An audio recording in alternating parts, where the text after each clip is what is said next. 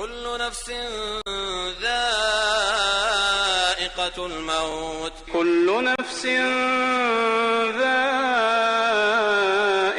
الموت إن الحمد لله نحمده ونستعينه ونستغفره ونعوذ بالله من شرور أنفسنا وسيئات أعمالنا من يهده الله فلا مضل له ومن يضلله فلا هادي له وأشهد أن لا إله إلا الله وحده لا شريك له وأشهد أن محمدا عبده ورسوله أما بعد.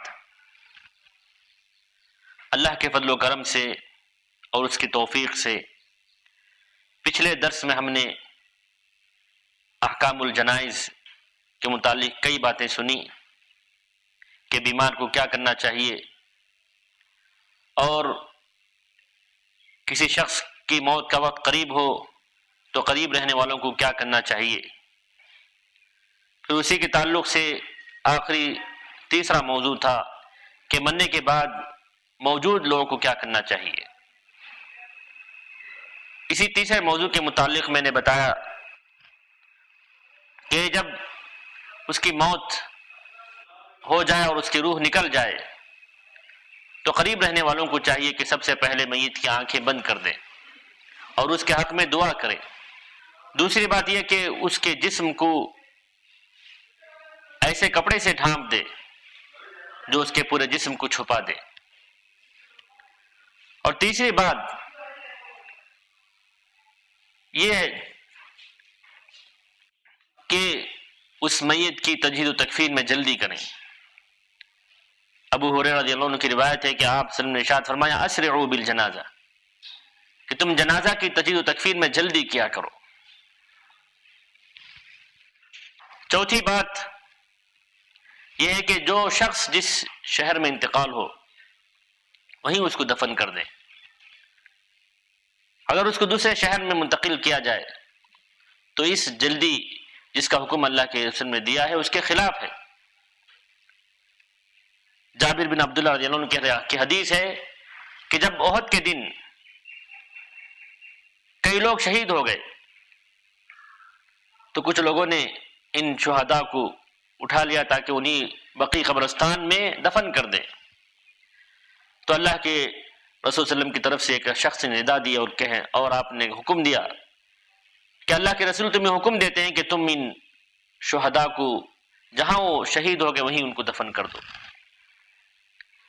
جبکہ میری ماں نے میرے والد اور میرے ماموں کو اونٹنی پر اٹھا لیا تھا تاکہ ان کو بقیع قبرستان میں دفن کرے، لیکن انہیں پھر وہی لوٹا دیا گیا جہاں وہ شہید ہوئے تھے.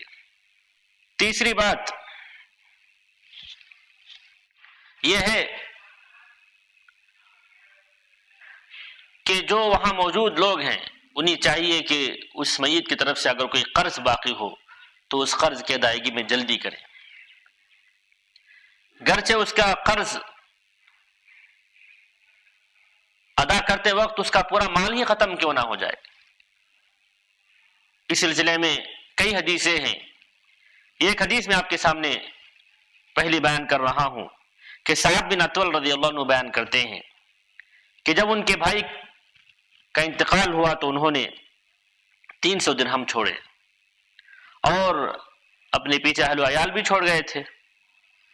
میں نے کہا کہ میں چاہتا ہوں کہ یہ پورا خرچ ان کے اہل و عیال پر کر دوں. تو نبی صلی اللہ علیہ وسلم نے مجھ سے فرمایا کہ تمہارا بھائی تو قرض کی وجہ سے اٹکا ہوا ہے، پہلے تم قرض ادا کر دو. چنانچہ میں گیا اور میں نے ان کی طرف سے قرض ادا کر دی. پھر میں آیا اور کہنے لگا اللہ کے رسول میں نے تو قرض ادا کر دی ہے، سوائے 2 دینار کہ ایک عورت دعویٰ کرتی ہے کہ وہ اس کو ملنے ہیں اور اس کے پاس کوئی دلیل اور بینہ نہیں ہے. تو آپ نے فرمایا کہ تم دے دو اس کو، اس لیے کہ وہ حق پر ہے اور وہ سچی ہے. امام ابن ماجہ، احمد اور بہقی نے اس کو روایت کیا اور اس کی سند بھی صحیح ہے. دوسری حدیث جابر بن عبداللہ رضی اللہ عنہ فرماتے ہیں کہ ایک شخص کا انتقال ہوا تو ہم نے اس کو غسل دیا، کفن پہنایا اور خوشبو لگائی، اور رسول صلی اللہ علیہ وسلم کے لیے اس جگہ ہم نے اس میت کو رکھ دیا جہاں جنازے رکھے جاتے ہیں، یعنی مقام جبرائیل کے پاس. پھر ہم رسول صلی اللہ علیہ وسلم کے پاس گئے اطلاع دینے کے لیے کہ آپ نماز جنازہ پڑھا دیں۔ چنانچہ آپ ہمارے ساتھ آئے، آپ جیسے ہی کچھ قدم بڑھائے ہی تھے، آپ نے پوچھا کہ شاید تمہارا ساتھی مقروض ہوگا۔ لوگوں نے کہا ہاں اللہ کے رسول 2 دینار اس پر ہیں۔ تو آپ صلی اللہ علیہ وسلم پیچھے ہٹ گئے اور کہا صلوا علی صاحبکم، تم خود اپنے ساتھی کی نماز جنازہ پڑھ لو۔ ایک آدمی جن کا نام ابو قتادہ رضی اللہ عنہ تھا، وہ کہنے لگے اللہ کے رسول وہ دونوں میرے ذمے ہیں۔ تو آپ صلی اللہ علیہ وسلم بار کہنے لگے کہ وہ دونوں دینار تمہارے ذمے ہیں اور تم اپنے مال میں سے ادا کرو گے، اور بیمار اور یہ جو مری میت ہے وہ ان سے بری ہے۔ تو آپ نے فرمایا، تو انہوں نے کہا ہاں اللہ کے رسول۔ چنانچہ آپ صلی اللہ علیہ وسلم نے نماز جنازہ پڑھا دی۔ پھر رسول صلی اللہ علیہ وسلم جب بھی ابو قتادہ رضی اللہ عنہ سے ملتے تو پوچھتے کہ کیا ہوا ان 2 دیناروں کا؟ وہ کہتے کہ اللہ کے رسول ابھی تو ان کا انتقال ہوا ہے۔ پھر جب بھی ملتے ان سے پوچھتے رہتے تھے۔ ایک دن انہوں نے بتا دیا کہ اللہ کے رسول میں نے وہ 2 دینار ادا کر دیے ہیں۔ تو آپ نے فرمایا الآن حین بردت علیہ جلدہ، کہ اب اس کا چمڑا ٹھنڈا ہوا ہے۔ امام احمد اور امام محمد حاکم نے اس کو روایت کیا اور اس کی سند حسن ہے۔ ان 2 روایتوں کو سامنے رکھ کر ہم اپنا ماحول دیکھیں کہ آج ہم میں کتنے لوگ مقروض ہیں، چاہے وہ 1-2 روپے ہوں یا ہزاروں لاکھوں روپے ہوں۔ ہمیں چاہیے کہ ہم کو فوراً یہ قرض ادا کر دیں۔ اس کے بعد چوتھا موضوع یہ ہے کہ جو لوگ وہاں موجود ہیں میت کے قریب، انہیں کیا کرنا جائز ہے۔ سب سے پہلی بات تو یہ ہے کہ موجود لوگوں کو یا جو میت کو دیکھنے کے لیے آئے ان کے لیے جائز ہے کہ وہ میت کے چہرے سے کپڑا ہٹائیں اور اس کو بوسا دیں، اور 3 دن تک وہ سوگ منا سکتے ہیں۔ جابر بن عبداللہ رضی اللہ عنہ فرماتے ہیں کہ جب میرے والد کا انتقال ہوا تو میں ان کے چہرے سے کپڑا ہٹاتا رہا اور روتا رہا۔ لوگوں نے مجھے روکا لیکن نبی کریم صلی اللہ علیہ وسلم مجھے نہیں روکتے تھے۔ میری پھوپھی فاطمہ رضی اللہ عنہ وہ بھی رو رہی تھی۔ نبی کریم صلی اللہ علیہ وسلم مجھ سے کہتے تھے کہ تم مت رو۔ فرشتے برابر اپنے پروں سے اس کو سایہ دے رہے تھے، یہاں تک کہ لوگوں نے ان کو اٹھا لیا۔ اور اسی قسم کی ایک دوسری روایت بھی ہے کہ عائشہ رضی اللہ عنہ فرماتی ہیں کہ ابوبکر صدیق رضی اللہ عنہ جب اپنے گھر سے نکلتے ہیں، جب اللہ کے رسول وسلم کا انتقال ہوتا ہے، سیدھے مسجد آتے ہیں اور آپ نے کسی سے گفتگو بھی نہیں کی۔ عائشہ رضی اللہ عنہا کے کمرے میں داخل ہوتے ہیں اور وہاں جا کر اللہ کے نبی صلی اللہ علیہ وسلم کے پاس قریب جاتے ہیں اور آپ کے چہرے سے کپڑا ہٹا کر آپ کی پیشانی میں بوسا دیتے ہیں۔ امام بخاری نے اس حدیث کو روایت کیا ہے۔ اس کے بعد 5واں موضوع جو احکام الجنائز کے متعلق ہے وہ یہ کہ میت کے رشتہ داروں کو ان حالات میں کہ جب ان کا کوئی عزیز انتقال ہو جائے کیا کرنا چاہیے۔ پہلی بات تو یہ کہ میت کے رشتہ داروں کو چاہیے کہ جیسے ان کو موت کی خبر ملے تو 2 چیزوں کا خیال ضرور رکھیں۔ پہلی بات تو یہ کہ وہ قضاء و قدر پر راضی ہوں اور صبر کریں،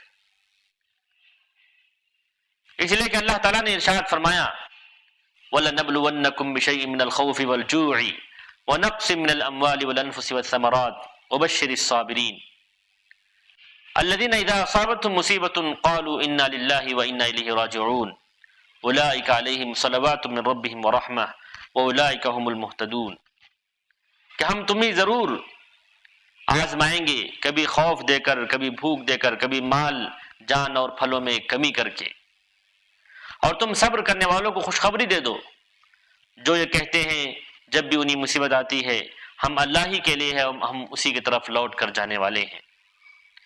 یہ وہ لوگ ہیں جن پر ان کے رب کی طرف سے نوازشیں اور رحمتیں ہیں، اور یہی لوگ ہدایت یافتہ ہیں۔ انس رضی اللہ عنہ کی حدیث ہے، امام بخاری امام مسلم نے اس کو روایت کیا ہے کہ رسول اللہ صلی اللہ علیہ وسلم ایک مرتبہ ایک عورت کے پاس سے گزرے جو کسی قبر کے پاس بیٹھی رو رہی تھی۔ آپ نے اسے کہا اتق اللہ واصبری، اللہ سے ڈر اور صبر کر۔ تو عورت کہتی ہے کہ چلے جاؤ یہاں سے، اس لیے کہ مجھے جو مصیبت آئی ہے تم پر نہیں آئی ہے۔ راوی کہتے ہیں کہ اس عورت نے اللہ کے رسول کو پہچانا نہیں تھا۔ جب اس عورت سے کہا جاتا ہے کہ یہ نصیحت کرنے والے اللہ کے رسول تھے تو وہ اتنا کانپتی ہے اور ڈر کر آپ وسلم کے گھر کے پاس آتی ہے، وہاں کوئی نگرانی کرنے والا نہیں ہوتا ہے، کہتی ہے اللہ کے رسول میں نے آپ کو پہچانا نہیں۔ تو آپ وسلم نے فرمایا ان الصبر عند اول الصدمہ، کہ صبر تو اس وقت ہونا چاہیے جب صدمہ اول وہلہ میں پہنچے، اور اگر کسی کے اولاد کا انتقال ہو اور اس پر والدین صبر کریں ان کے لیے تو بہت بڑا اجر ہے۔ اللہ کے رسول نے ارشاد فرمایا کہ کوئی مسلمان ایسے ہوں کہ ان کی 3 اولاد جو ابھی نابالغ ہوں انتقال کر جائیں تو اللہ تعالیٰ ان کو جنت میں داخل کرے گا، اور ان کے والدین کو بھی جنت میں داخل کرے گا اپنے رحمت کے فضل سے۔ آپ نے فرمایا کہ یہ اولاد جنت کے دروازوں پر کھڑے ہو جائیں گی، ان سے کہا جائے گا تم اندر چلے جاؤ، وہ لوگ کہیں گے کہ نہیں ہمارے والدین بھی آ جائیں، پھر ان سے کہا جائے گا کہ تم اور تمہارے والدین اللہ تعالیٰ کے فضل و کرم سے جنت میں داخل ہو جاؤ۔ امام نسائی اور امام بیہقی نے اس کو روایت کیا اور اس کی سند بھی صحیح ہے۔ اور دوسری بات جس کا خیال کرنا ضروری ہے رشتہ داروں کے لیے وہ یہ کہ جیسے ان کو موت کی خبر ملے وہ انا للہ و انا الیہ راجعون پڑھیں، اور اللہم اجرنی فی مصیبتی واخلف لی خیرا منہا بھی پڑھیں۔ ام سلمہ رضی اللہ عنہ کی روایت ہے، وہ فرماتی ہیں کہ میں نے رسول اللہ صلی اللہ علیہ وسلم کو کہتے ہوئے سنا کہ کسی بھی شخص پر کوئی مصیبت آتی ہے اور اللہ تعالیٰ کے حکم کے مطابق انا للہ و انا الیہ راجعون پڑھتا ہے اور یہ دعا کرتا ہے اللہم اجرنی فی مصیبتی واخلف لی خیرا منہا، اے اللہ تو مجھے میری مصیبت میں پناہ دے اور مجھے اس سے بہتر جانشین عطا کر، تو اللہ تعالیٰ اس کو اس سے بہتر جانشین عطا کرتا ہے۔ جب ابو سلمہ رضی اللہ عنہ کا انتقال ہوا تو میں نے کہا کہ ابو سلمہ رضی اللہ عنہ سے بہتر کون مسلمان ہو سکتے ہیں؟ یہ سب سے پہلا گھرانہ تھا جو ہجرت کر کے مدینہ پہنچا تھا، لیکن پھر بھی میں نے ان کی وفات پر یہ دعائیں پڑھ دی۔ اس کا نتیجہ یہ ہوا کہ اللہ کے رسول صلی اللہ علیہ وسلم کو اللہ تعالیٰ نے میرا جانشین بنا دیا۔ چنانچہ اللہ کے رسول صلی اللہ علیہ وسلم نے حاطب بن ابی طلحہ کو رشتہ کے ساتھ مجھے بھیجا، میں نے کہا کہ مجھے ایک بیٹی ہے اور میں غیرت مند ہوں، تو آپ نے فرمایا کہ ہم بیٹی کے تعلق سے دعا کریں گے کہ اللہ تعالیٰ ان کو اس بیٹی سے بے نیاز کر دے، اور ہم یہ بھی دعا کرتے ہیں کہ اللہ تعالیٰ اس غیرت کو بھی ختم کر دے۔ امام مسلم نے اس کو روایت کیا ہے۔ لیکن صبر کا مطلب یہ بھی نہیں ہے کہ اگر کوئی عورت اپنے شوہر کو خوش کرنے کے لیے زینت بھی چھوڑ دیتی ہے تو یہ اس کے لیے جائز ہے، لیکن یہ سوگ، یہ زینتوں کا چھوڑنا 3 دن سے زائد نہ ہو۔ ہاں اگر کسی کا شوہر وفات پا جائے تو اس کی بیوی کے لیے ضروری ہے کہ 4 مہینے 10 دن تک وہ سوگ منائے۔ زینب بنت ابی سلمہ رضی اللہ عنہ فرماتی ہیں کہ میں ام حبیبہ رضی اللہ عنہ کے پاس گیا، میں نے کہا کہ میں نے رسول صلی اللہ علیہ وسلم کہتے ہوئے سنا ہے کہ کسی مومن عورت کے لیے جائز نہیں ہے جو اللہ پر یوم آخرت پر ایمان رکھتی ہو کہ کسی بھی میت پر وہ 3 دن سے زیادہ سوگ نہ منائے۔ ہاں اگر شوہر ہو تو 4 مہینے 10 دن تک وہ سوگ منائے گی۔ پھر میں زینب بنت جہش کے پاس گئی، جب ان کے بھائی وفات پا گئے تو انہوں نے خوشبو منگایا اور کچھ لگا لیا، پھر کہنے لگے کہ مجھے خوشبو کی تو کوئی ضرورت نہیں تھی، لیکن میں نے رسول صلی اللہ علیہ وسلم کو کہتے ہوئے سنا تھا تو میں نے اس پر عمل کرنا چاہا۔ امام بخاری نے اس کو روایت کیا ہے۔ لیکن اگر کوئی عورت اپنے شوہر کو خوش کرنے کے لیے اس قسم کا سوگ نہیں مناتی ہے تو یہ اس کے لیے بہتر ہے، اور اللہ تعالیٰ نے اس میں بہت سا خیر بھی رکھا ہے، جیسے ام سلیم رضی اللہ عنہ کا واقعہ ہے کہ جب ان کے شوہر شام چلے گئے اور وہاں وفات پا گئے تو ابو طلحہ رضی اللہ عنہ نے ان سے شادی کر لی. پھر ان سے ایک لڑکا ہوتا ہے. ایک دن ایسا ہوا کہ لڑکا بیمار ہو گیا. ابو طلحہ رضی اللہ عنہ کو بڑا رنج ہوا. وہ بار بار اپنے بچے کی کیفیت پوچھتے رہے. چنانچہ ام سلیم رضی اللہ عنہ نے ایک مرتبہ یوں بتا دیا کہ وہ پہلے سے بھی زیادہ سکون میں ہے. اس کے بعد ام سلیم رضی اللہ عنہ نے اپنے شوہر کے لیے کھانا پیش کیا اور بن سور کر آ گئی. جب دونوں لطف اندوز ہو گئے تو ام سلیم رضی اللہ عنہ اپنے شوہر سے بیان کرتی ہیں کہ ابو طلحہ تم بتاؤ کہ اگر کچھ لوگ کسی کے پاس کوئی چیز امانتاً رکھیں اور پھر وہ اس امانت کو لینے لگیں تو کیا یہ شخص اس امانت کو روک سکتا ہے؟ تو انہوں نے کہا کہ نہیں روک سکتا. پھر انہوں نے کہا کہ یقیناً یہ اولاد اللہ تعالیٰ کی طرف سے ایک امانت ہے. اگر اللہ تعالیٰ ہم سے وہ چیز لے لے تو ہمیں اس کو روکنا نہیں چاہیے. تو لہٰذا تم صبر کرو اور ثواب کی امید رکھو. تو ابو طلحہ رضی اللہ عنہ غضبناک ہو جاتے ہیں اور کہتے ہیں کہ مجھے تم نے کچھ نہیں بتایا، یہاں تک کہ یہ سب کچھ معاملہ ہو گیا تو تم مجھے اب بتا رہی ہو. چنانچہ وہ اللہ کے رسول صلی اللہ علیہ وسلم کے پاس جاتے ہیں اور اس قسم کا واقعہ ذکر کرتے ہیں. تو اللہ کے رسول دعا کرتے ہیں کہ تمہاری رات کی صحبت میں اللہ تعالیٰ تمہیں برکت عطا کرے. چنانچہ اسی ہم بستری کی وجہ سے ام سلیم رضی اللہ عنہا حاملہ ہو جاتی ہیں اور اللہ کے نبی صلی اللہ علیہ وسلم کو اس کی اطلاع ملتی ہے تو آپ خوش ہو جاتے ہیں. اور جب ایام قریب ہونے لگتے ہیں زچ اور ولادت کے تو اللہ کے رسول بتاتے ہیں کہ جیسی ولادت ہوئی تم میرے پاس اس بچے کو لے آنا. تو چنانچہ جب ولادت ہوتی ہے تو ام سلیم رضی اللہ عنہا اس بچے کو اللہ کے رسول کے پاس بھیجتی ہیں اور کہتی ہیں کہ کوئی اس کو دودھ نہ پلائے. اور انس رضی اللہ عنہ کے پاس کچھ کھجوریں بھی دے دیتے ہیں. چنانچہ اللہ کے رسول صلی اللہ علیہ وسلم اس بچے کو اپنے ہاتھ میں لیتے ہیں اور اس کچھ کھجوریں لے کر زبان میں چبا دیتے ہیں اور اس بچے کے منہ میں رکھ دیتے ہیں. پھر اللہ کے رسول صلی اللہ علیہ وسلم نے اس بچے کا نام عبداللہ رکھا. اور یہی عبداللہ ہیں جن سے 10 ان کی جو اولاد تھی ان میں 10 قاری ہوئے تھے. اور عبداللہ رضی اللہ عنہ بعد میں فارس میں شہید ہو گئے تھے. امام بخاری، امام مسلم وغیرہ نے اس حدیث کو روایت کیا ہے اور اس حدیث میں بڑی عبرت کی باتیں ہیں. میت کے رشتہ داروں پر کچھ چیزیں حرام ہیں. سب سے پہلی چیز نوحہ کرنا، یعنی چیخ چیخ کر چلانا اور رونا. اللہ کے رسول صلی اللہ علیہ وسلم نے ارشاد فرمایا کہ لوگوں میں 2 چیزیں ہیں جن کی وجہ سے وہ کفر تک بھی پہنچ سکتے ہیں. یہ ایک الطعن فی النسب، نسب میں تانا زنی کرنا، والنیاحۃ علی المیت، میت پر نوحہ کرنا. دوسری بات